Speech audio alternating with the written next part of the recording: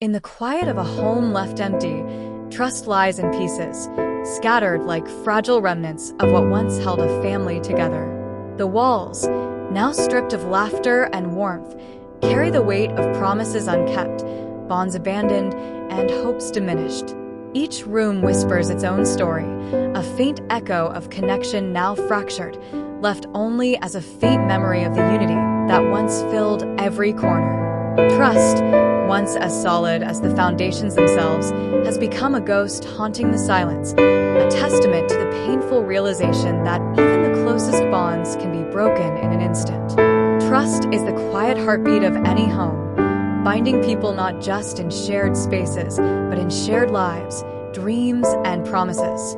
But when betrayal strikes, it tears through this unseen connection, leaving a void no material comfort can fill.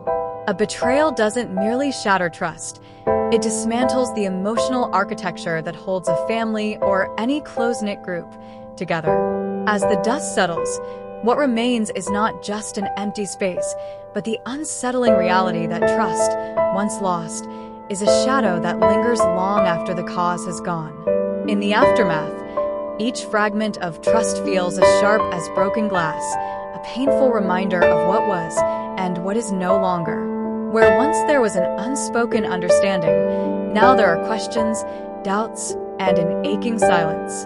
The emptiness is not just physical but emotional, revealing the raw vulnerability that betrayal brings.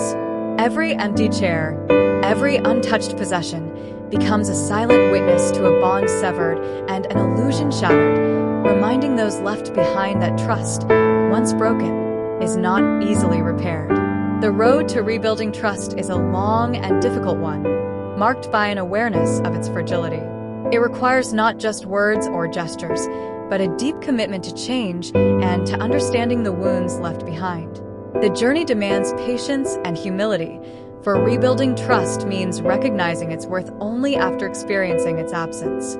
This journey isn't about returning to what once was, but about forging a new understanding, one that acknowledges both the pain of the past and the hope for a future that learns from it. In the end, the fragments of trust left behind serve as quiet lessons in resilience. They remind us that while trust may be fragile, it is also invaluable, something to be guarded and cherished. The emptiness of the broken home speaks of loss, but it also speaks of the strength required to rebuild, to find meaning amid brokenness, and to create something new from what was left behind. Trust may be shattered, but the courage to piece it back together is what ultimately gives hope to those willing to try again. To truly rebuild trust after it has been broken, one must be willing to confront the raw and often painful truth of what was lost. Healing comes not from pretending that nothing has changed, but from accepting that some wounds alter us irrevocably.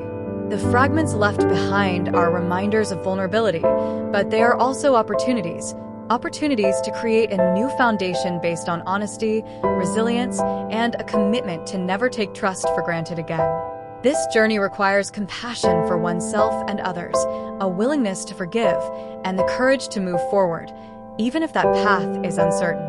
Ultimately, the story of a broken home, like any story of loss and betrayal, is a reflection of our shared humanity. We all experience moments when the very ground beneath us feels uncertain, when the relationships we rely on feel fractured. But it's in these moments that we also find our greatest strength, the strength to rebuild, to trust again, and to embrace the fragments of our lives as pieces of a larger, more resilient whole. Trust, even when shattered, can be mended, and in its restoration lies a quiet, profound beauty that binds us more deeply than before.